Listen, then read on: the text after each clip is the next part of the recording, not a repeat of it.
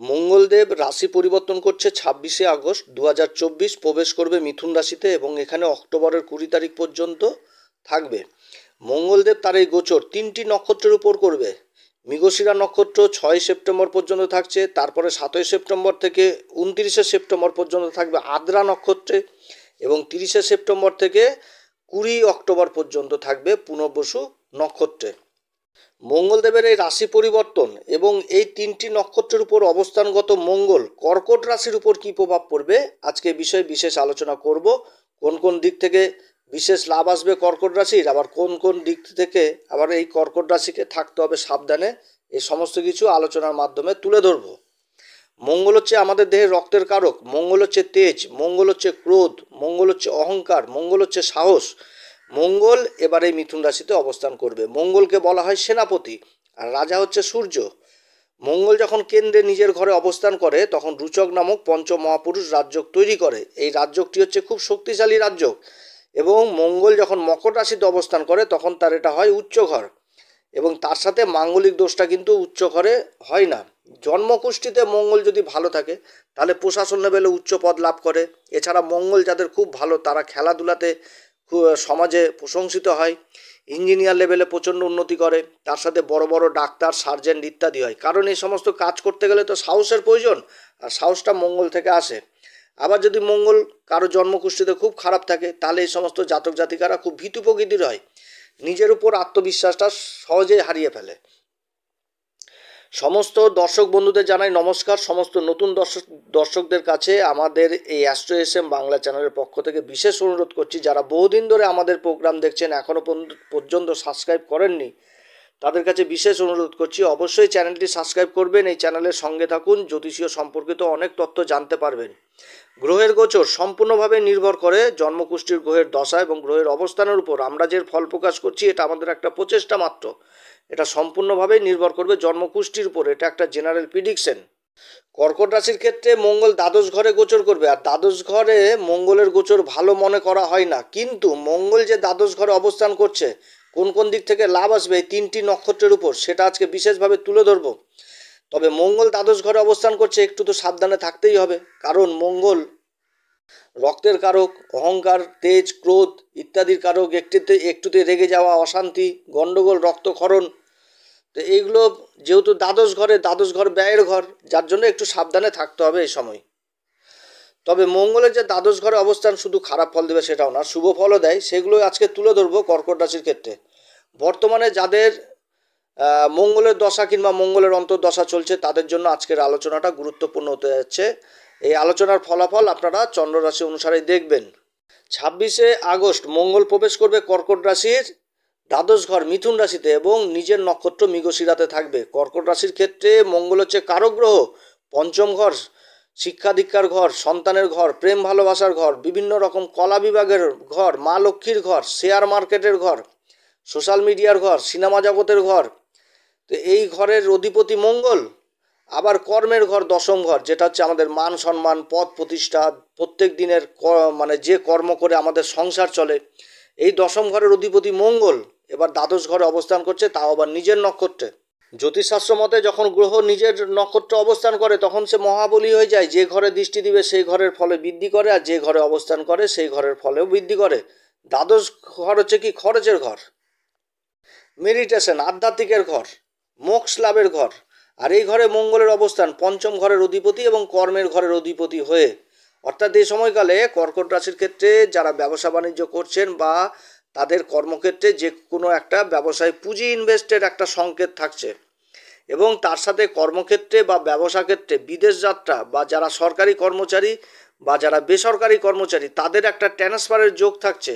এই যোগটা কর্কট রাশির পক্ষেই থাকবে, কারণ মৃগশিরা নক্ষত্রে কর্কট রাশির ভাগ্যের ঘরের অধিপতি দেবগুরু বৃহস্পতিও আবার এই মৃগশিরাতে অবস্থান করছে, আবার কর্মের ঘরের অধিপতি এই মৃগশিরাতে অবস্থান করছে। আর দেবগুরু বৃহস্পতি ভাগ্যের ঘরের অধিপতি হয়ে লাভের ঘর একাদশ ঘর বিশ্ব রাশিতে অবস্থান করছে, অর্থাৎ এই ট্রান্সফার যোগেও যথেষ্ট লাভ থাকবে এই কর্কট রাশির।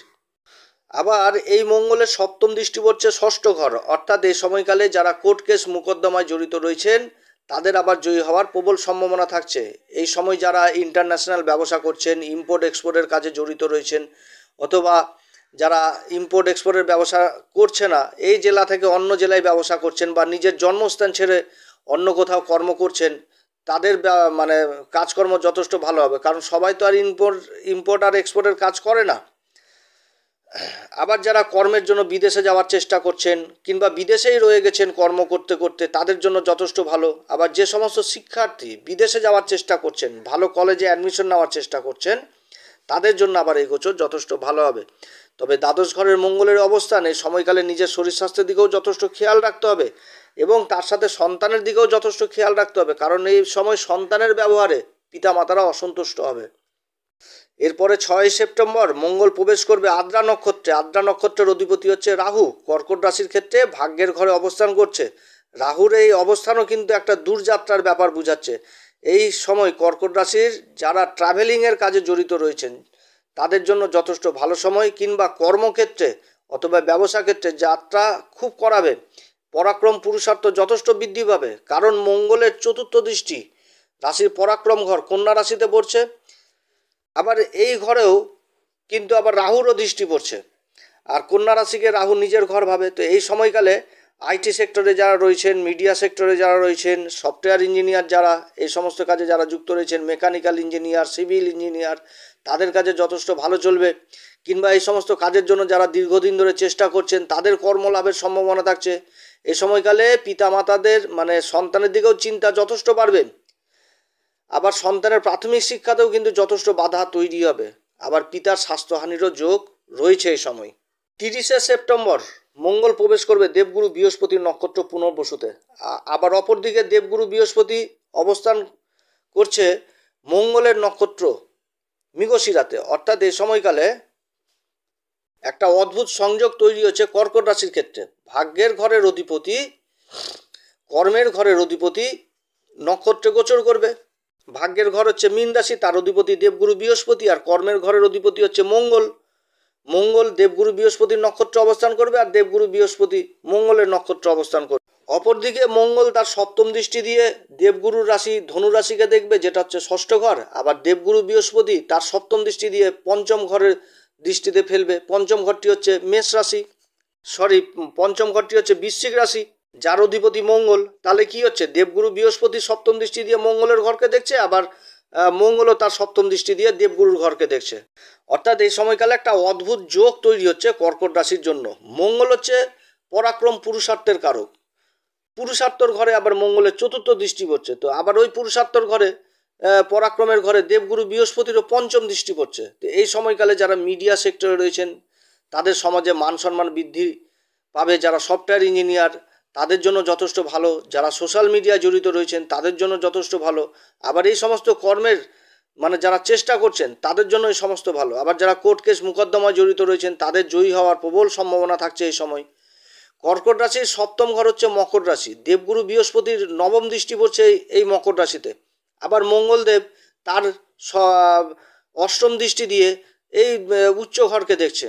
তাহলে এই সময় এই উচ্চ ঘরটি এই কর্কট রাশি মকর রাশিটি যথেষ্ট অ্যাক্টিভ হচ্ছে।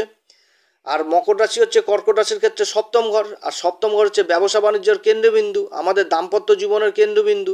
তো এই সময়কালে দুটি গ্রহের দৃষ্টি পড়ার দরুন যারা পার্টনারশিপে ব্যবসা করছেন তাদের জন্য যথেষ্ট ভালো সময়। যারা খাবারের ব্যবসা করছেন কিংবা কোনো খাবারের প্রোডাক্টের কাজে যুক্ত রয়েছেন তাদের জন্য যথেষ্ট ভালো। সপ্তম ঘরটি হচ্ছে আমাদের দাম্পত্য জীবনের ঘর। তো এই সময়কালে যারা বিবাহ বিচ্ছেদ মামলায় জড়িত রয়েছেন তাদের সুষ্ঠু মীমাংসা হবে, এবং যারা সেকেন্ড ম্যারেজ করার জন্য চিন্তা ভাবনা করছেন তাদের জন্যও যথেষ্ট ভালো সময়। এই সময়কালে বিদেশজনিত কাজগুলো যথেষ্ট ভালো হবে। বিদেশি কোম্পানির সাথে যারা কাজকর্ম করছেন বা বিদেশ থেকে মালপত্র নিয়ে এসে দেশের মাটিতে কাজ করছেন তাদের জন্য যথেষ্ট ভালো। যারা আধ্যাত্মিকতার সাথে জড়িত রয়েছেন, যারা মেডিটেশন, যোগ ব্যায়াম ইত্যাদির কাজে জড়িত রয়েছেন তাদের কাজেও যথেষ্ট উন্নতির যোগ রয়েছে। যারা কলা বিভাগের সাথে জড়িত রয়েছেন, সঙ্গীত শিল্পী, নৃত্যশিল্পী, চিত্রশিল্পী, তাদের কর্মের জন্য আবার বিদেশ যাত্রা হবে এবং তাতে যথেষ্ট আয় ইনকাম বৃদ্ধি পাবে। বর্তমান যুগ হচ্ছে কি সোশ্যাল মিডিয়ার যুগ, আর এই যুগে মিডিয়ার সাথে মানে প্রায় সবাই যুক্ত রয়েছে। তো যারা ইউটিউবার বহুদিন ধরে ইউটিউবে কাজ করছেন তাদের সফল হওয়ার সময় ভালো সময় এই সময়। মঙ্গলের চতুর্থ দৃষ্টি পরাক্রম ঘরে পড়ছে, আবার দেবগুরু বৃহস্পতির এই পরাক্রম ঘরে দৃষ্টি পড়ছে, আর দেবগুরু বৃহস্পতি একাদশ ঘরে অবস্থান করছে। তো এই সময়কালে ভুল করেও বাড়ির ছোট ভাই বোন কিংবা বড় ভাই বোনদের সাথে গণ্ডগোল অশান্তিতে জড়িত হবেন না, বরঞ্চ তাদের সাথে সুসম্পর্ক বজিয়ে রাখারই চেষ্টা করবেন। মঙ্গলদেবের এই গোচর কর্কট রাশির ক্ষেত্রে বিদেশজনিত কাজগুলো যথেষ্ট ভালো হবে। মঙ্গলের সপ্তম দৃষ্টি ষষ্ঠ ঘর, যেটা ধনু রাশি, এবং ষষ্ঠ ঘরের অধিপতি দেবগুরু বৃহস্পতি একাদশ ঘরে অবস্থান করছে, যেটা লাভের ঘর। এই সময়কালে ব্যবসা বাণিজ্যের জন্য বা নিজের কর্মের জন্য যারা ঋণের চেষ্টা করছেন বা লোনের চেষ্টা করছেন, তাদের লোন পাওয়ার বিশেষ সম্ভাবনা থাকছে। তবে লোন নিয়ে আপনি কাজ করতে পারবেন, কিন্তু কাউকে টাকা পয়সা ধার দিতে যাবেন না।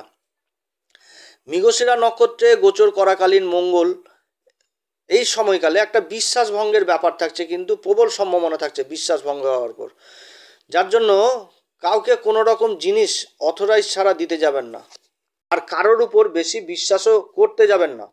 মঙ্গল যখন আদ্রা নক্ষত্রে অবস্থান করবে, এই সময় কোনো মতেই মাথা গরম করা, তেড়ে যাওয়া, রেগে যাওয়া, চটে যাওয়া এই সমস্ত করা যাবে না। তার সাথে গাড়ি ঘোড়া, রাস্তাঘাট এই সমস্ত দেখে শুনে চলাফেরা করতে হবে, কারণ মঙ্গল হচ্ছে আমাদের দেহে রক্তের কারক। আর রাহু ভাগ্যের ঘরে অবস্থান করছে, রাহুর নক্ষত্র আদ্রাতে অবস্থান করবে মঙ্গল। ভাগ্যের ঘরে রাহু অবস্থান করছে, শনিদেবের নক্ষত্র উত্তরা ভাদ্রপদে, আর শনিদেব অষ্টম ঘরে অবস্থান করছে কুম্ভ রাশিতে। দেবগুরু বৃহস্পতির নক্ষত্র পূর্বা ভাদ্রপদে। আর অষ্টম ঘরটি কী হচ্ছে? অষ্টম ঘরটি হচ্ছে সংঘর্ষের জিনিসটাকে বোঝা অষ্টম ঘরটা। তো এই সময়কালে চোট চাপাটি, অ্যাক্সিডেন্ট এই সমস্ত হওয়ার সম্ভাবনা থাকছে, অর্থাৎ এদিক থেকে কিন্তু সাবধানে থাকতে হবে। পুনর্বসু নক্ষত্র গোচর করাকালীন এই কর্কট রাশিকে একটাই কথা বলবো, নিজের কাজকর্মে যথেষ্ট মনোসংযোগ দিয়ে রাখবেন। কর্মক্ষেত্রে হোক, সেটা ব্যবসা ক্ষেত্রে হোক, একাগ্রতা নিয়ে কাজকর্ম করতে হবে, কারণ পুনর্বসু নক্ষত্রের সিম্বল হচ্ছে ধনুষ্বাণ, অর্থাৎ এখান থেকে একটা লক্ষ্যভেদের জিনিস বুঝাচ্ছে। অতএব এই সময়কালে যেই কর্ম করুক তাতে মনোসংযোগ এবং ধৈর্য ধরেই করতে হবে, অধৈর্য হলে চলবে না। এখানটাতে একটা মনোসংযোগের ব্যাপার আছে। এই সময়কালে কর্কট রাশি কোন উপাচার করবে? এই সময়কালে কর্কট রাশিকে বলবো, যারা গুরু দীক্ষা নেননি তারা অবশ্যই গুরু দীক্ষা নেবেন, গুরুমন্ত্র জপ করবেন, মন্দিরে পূজারীদের দান দক্ষিণা করবেন, তার সাথে হনুমান চল্লিশা প্রত্যেকদিন পাঠ করবেন। হনুমান চল্লিশা পাঠ করার আগে শ্রীরাম সীতার প্রণাম মন্ত্র অবশ্যই করবেন। অত প্রিয় দর্শক বন্ধুরা, আজকে এতটুকুই। যদি আমার এই পরামর্শ সত্যিই কার্যকরী মনে হয়, তাহলে আমাদের এই অ্যাস্ট্রো এস এম বাংলা চ্যানেলটিকে অবশ্যই সাবস্ক্রাইব করবেন। আপনারা সবাই ভালো থাকেন, ঈশ্বর আপনাদের সবার মঙ্গল করুক। পরবর্তীতে আবার এক নতুন পর্ব নিয়ে আসব। নমস্কার, ধন্যবাদ।